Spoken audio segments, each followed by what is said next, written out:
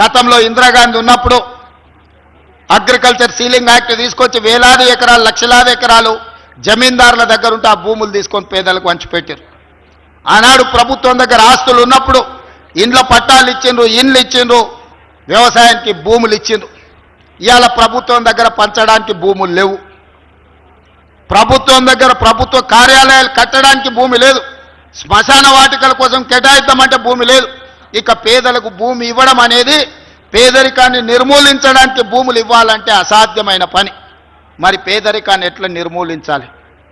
ఇది ఆలోచన చేయాలి. అందుకే నేను మన ఉస్మానియా యూనివర్సిటీలో చెప్పిన చదువు ఒక్కటే పేదరికాన్ని రూపుమాపుతుంది, సమాజంలో ఉన్న అసమానతలను రూపుమాపుతుంది. ఇవాళ మీరు చదువుకొని బాగుపడి ఉద్యోగాన్ని సాధిస్తే సమాజం మిమ్మల్ని గౌరవిస్తుంది, సమాజం మిమ్మల్ని ఆహ్వానిస్తుంది, సమాజంలో సంఘంలో మీ గుర్తింపు పెరుగుతుంది. చదువు ఒక్కటే మీ తలరాతను మారుస్తుంది. సాంకేతిక నైపుణ్యం ఒక్కటే మీ తలరాతను మారుస్తుంది. మీ తలరాతలు మారాలి అంటే అది మీ చేతుల్లోనే ఉంది. ఈ ప్రభుత్వం మీకు అవకాశాలు ఇస్తుంది. ఈ ప్రభుత్వం మీకు వసతులు ఏర్పాటు చేస్తుంది. ఈ ప్రభుత్వం ఇచ్చే అవకాశాలను వినియోగించుకోండి. తద్వారా సాంకేతిక నైపుణ్యాన్ని సాధించడమే కాదు, చదువుకోండి, గొప్పగా రాణించండి.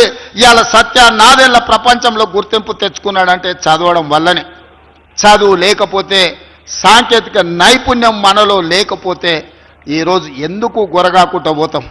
ఈ మధ్యకాలంలో గంజాయి కేసులు మేము పట్టుకుంటున్నాం. చెప్పడానికి బాధగా ఉంది. గంజాయి సరఫరా చేసేవాళ్ళు చాలా వరకు ఇంజనీరింగ్ గ్రాడ్యుయేట్స్, ఇంజనీరింగ్ చదువుకుంటున్న పిల్లలే సరఫరా చేస్తారు. ఇంజనీరింగ్ అయిపోయినాక ఉద్యోగం దొరకక మొదట వాడు అలవాటు చేసుకొని అలవాటు నుంచి అవసరాల కోసం గంజాయి వ్యాపారం చేసే పరిస్థితులు ఈరోజు తెలంగాణలో దాపురించినాయి. ఇది తెలంగాణ సమాజానికి పట్టిన చీడ. దీన్ని వదిలించాల్సిన అవసరం ఉంది. వ్యసనాల వైపు వెళ్ళకండి. వ్యసనాల బారిన పడ్డారంటే మీ తల్లిదండ్రుల దుఃఖాన్ని మీరు అంచనా కూడా వేయలేరు. ఒకప్పుడు ఒక కుటుంబంలో 4-5 అన్నదమ్ములు ఉండేటోళ్ళు. ఒకరో ఇద్దరు అక్కరకపోయినా 2-3 బాగుపడితే ఆ కుటుంబాన్ని ఆదుకునేటోళ్ళు. ఇవాళ తల్లిదండ్రుల కలిపి ఒక్క పిల్లగాడో ఒక బిడ్డనో ఉంటుంది. ఆ ఉన్న ఒక్కడు దారి తప్పితే, ఆ ఉన్న ఒక్కడు వ్యసనాలకు బానిస అయితే ఆ తల్లిదండ్రుల యొక్క బాధ ఎట్లుంటుందో యువకులుగా మీరు ఆలోచన చేయండి. అందుకే మిత్రులారా, ఈ అవకాశాన్ని వాడుకోండి. నేను మా మిత్రులు శ్రీధర్ బాబు గారికి, మొదట పొన్నం ప్రభాకర్ గారికి ఒక సూచన చేస్తున్నా. ఒకప్పుడు ఐటీఐలో చదువుకుంటే ఆర్టీసీ వాళ్ళు అప్రెంటిషిప్ కింద వాళ్ళకి ట్రైనింగ్ ఇచ్చేటోళ్ళు ఆర్టీలో తీసుకొని, మరి ఈరోజు ఎందుకు తీసుకుంటలేరో నాకు తెలియదు.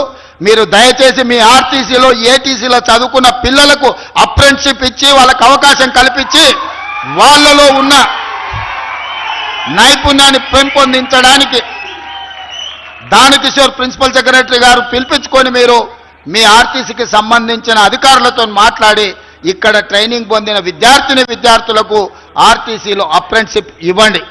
అదేవిధంగా మిత్రులు శ్రీధర్ బాబు గారికి నా రిక్వెస్ట్, ఆయన కొంచెం బలం ఉన్నోడు, కొంచెం టెక్నిక్ ఉన్నోడు, కొన్ని పనులు నాతో కాకపోతే ఆయనతో చేపిస్తుంటా. ఆర్థిక మంత్రి ఆయనకు చాలా దగ్గర. మేము చెప్తున్నాడు కానీ ఆయన చెప్పంగానే సరే అంటాడు. వచ్చే సంవత్సరం నుంచి ఈ ఏటీసీలలో జాయిన్ అయిన ప్రతి విద్యార్థికి ప్రతి నెల 2,000 రూపాయల స్కాలర్షిప్ అందించడం ద్వారా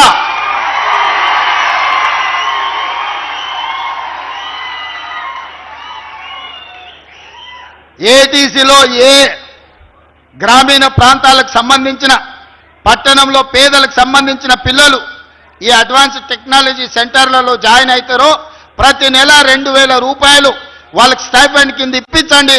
ఆ పిల్లలకు దొవ్వ ఖర్చులకు, ఉండడానికి ఖర్చులకు వెళ్తాయి. ఆ పిల్లలు చదువుకుంటారు. ఆ ప్రోత్సాహం ఇవ్వాల్సిన బాధ్యత మన రాష్ట్ర ప్రభుత్వాన్ని. ఎక్కడెక్కడో ఖర్చు పెడుతున్నాం, కానీ ఇది భవిష్యత్ పెట్టుబడి. ఇది సంక్షేమ పథకం కాదు, ఇది భవిష్యత్తుకు పెట్టుబడి.